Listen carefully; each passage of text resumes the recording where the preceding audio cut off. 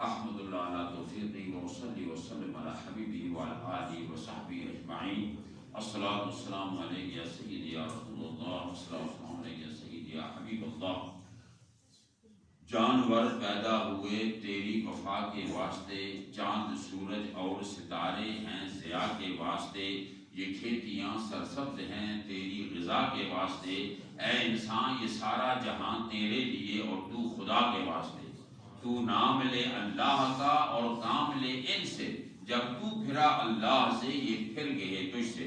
اللہ رب العالمین کا شکر، اس کا احسان کرم ہے کہ آج عشرہ ثانیہ، عشرہ مغفرت کا آخری دن 20 رمضان مبارک ہے۔ آج انشاءاللہ عصر کے بعد تمام مسجدوں میں لوگ اعتکاف بیٹھ رہے ہیں مسلمان، اور اعتکاف اللہ تعالیٰ کے ساتھ 1 to 1 میٹنگ ہے۔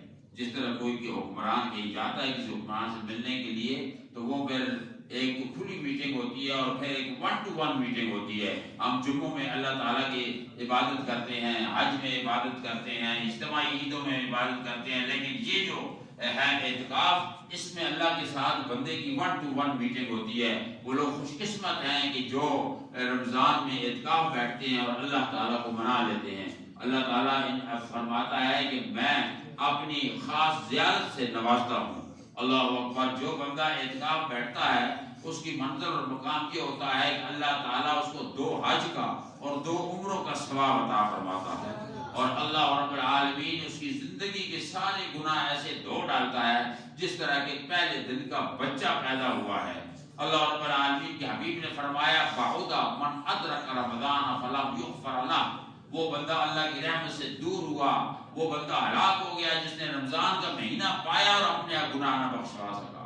اور دوسرا فرمایا بعد من ادرک ابوائے عند الکبر فلم یغفر لہما، اور وہ بندہ بھی اللہ کی رحمت سے دور ہو گیا جس نے بڑھاپے میں اپنے ماں باپ پائے اور ان کی خدمت کر کے وہ جنت نہ جا سکا، اپنے گناہ نہ بخشوا سکا۔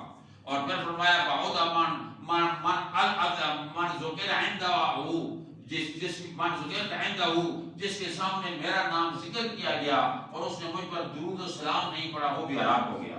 تو یہ 3 چیزیں ایسی ہیں کہ اس پر توجہ ضروری ہے۔ رب تعالیٰ نے فرمایا وَإِن مِّن شَيْءٍ فِي الْأَرْضِ إِلَّا يُسَبِّحُ بِحَمْدِهِ، زمین و آسمان کی کوئی ایسی چیز نہیں جو میری تسبیح نہ کرتی ہو۔ عبادت میں مصروف ہے، لیکن عبادت کے لیے میں نے جن اور انسانوں کو بنایا ہے۔ وَمَا خَلَقْتُ الْجِنَّ وَالْإِنسَ إِلَّا لِيَعْبُدُونِ، میں نے پتھروں کو عبادت کے لیے نہیں پیدا کیا، درختوں کو عبادت کے لیے پیدا نہیں کیا، میں نے یہ جانوروں کو، وحوش اور طیور کو عبادت کے لیے نہیں بنایا، لیکن وہ عبادت میری کر رہے ہیں۔ لیکن انسان جس کو میں نے عبادت کے لیے بنایا، یہ عبادت سے روگرداں ہے، عبادت سے غافل ہے، عبادت سے اس نے منہ موڑ لیا۔ فرمایا کہ میری عبادت کے لیے میں نے انسان کو بنایا اور اسے مواقع فراہم کیے، نماز، روزہ، یہ حج، زکوٰۃ، سارے جتنے مواقع سارے عبادت کے ہیں۔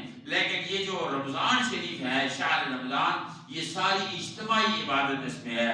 اس میں زکوٰۃ بھی آ جاتی ہے، اس میں حج کے اعمال اور حج کے درجے بھی آ جاتے ہیں، اس کے اندر باقی ساری نیکیاں آ جاتی ہیں۔ علماء نے فرمایا عبادت ہے کیا؟ عبادت کس چیز کا نام ہے؟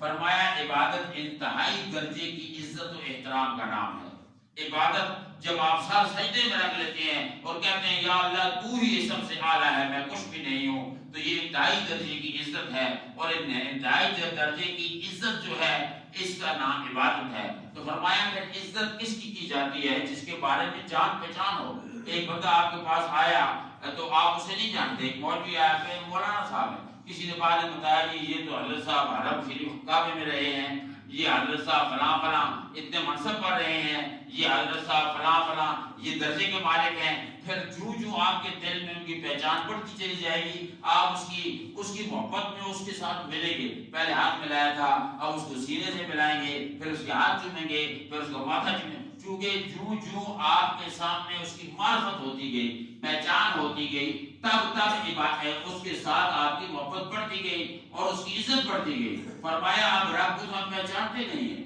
رب کو جب پہچانتے نہیں تو ہم کس طرح رب کی عزت کریں گے، عبادت کریں گے، کس طرح عبادت کے اندر چاشنی اور مٹھاس حاصل کریں گے؟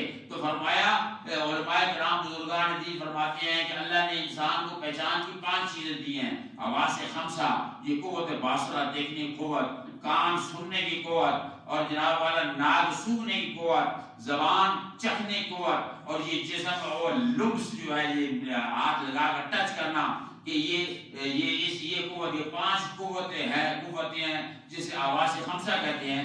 اس کے ذریعے علماء نے، صوفیاء نے، اتقیاء نے، بزرگوں نے رب کو پہچاننے کی کوشش کی. زبان کو کہا کہ تو ذرا پہچان رب کہاں ہے. زبان نے کہا کہ رب کھانے پینے والی چیز ہوتی تو میں بتا دیتی کہ رب کیا ہے اور کہاں ہے.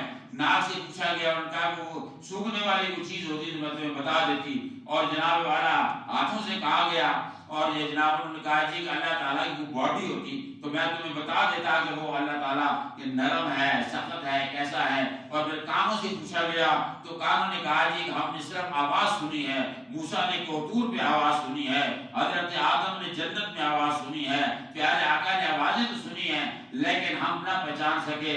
اور پھر جب آنکھوں سے پوچھا گیا تو آنکھوں نے بھی یہ کہا کہ ہم نے کوشش کی، رب ارنی، یا اللہ اپنا آپ دکھا دے. تو رب نے فرمایا لن ترانی، تو مجھے نہیں دیکھ سکتا. موسیٰ علیہ السلام سمجھ گئے کہ میں نہیں دیکھ سکتا. اگر کوئی نہ دیکھ سکتا تو رب فرماتا کوئی بھی نہیں دیکھ سکتا. پھر عرض کی یا اللہ جو تجھے دیکھ سکتا ہے اس کے صدقے مجھے دکھا دے. تو پھر فرمایا فانظر الی الجبل، پہاڑ کی طرف دیکھ، فَإِنِ اسْتَقَرَّ مَكَانُهُ فَسَوْفَ تَرَانِي، اگر یہ پہاڑ اپنی جگہ کھڑا رہ گیا تو پھر تو مجھے دیکھ سکے گا. اپنی صفات نور کی جلوہ جب پھینکا، اللہ تعالیٰ نے جلوہ جب ڈالا تو پہاڑ ریزے ریزے ہو گیا. فرمایا اے موسیٰ، نہ تیری آنکھ دیکھے نہ چشم انبیاء دیکھے، مجھے دیکھے تو اے موسیٰ محمد مصطفیٰ دیکھے. مجھے لیلۃ المعراج میں میرا محبوب دیکھے گا. تو اللہ رب العالمین نے ہمیں جو اپنی عبادت کے لیے پیدا کیا اور عبادت کے مواقع یہ رکھے، شعائر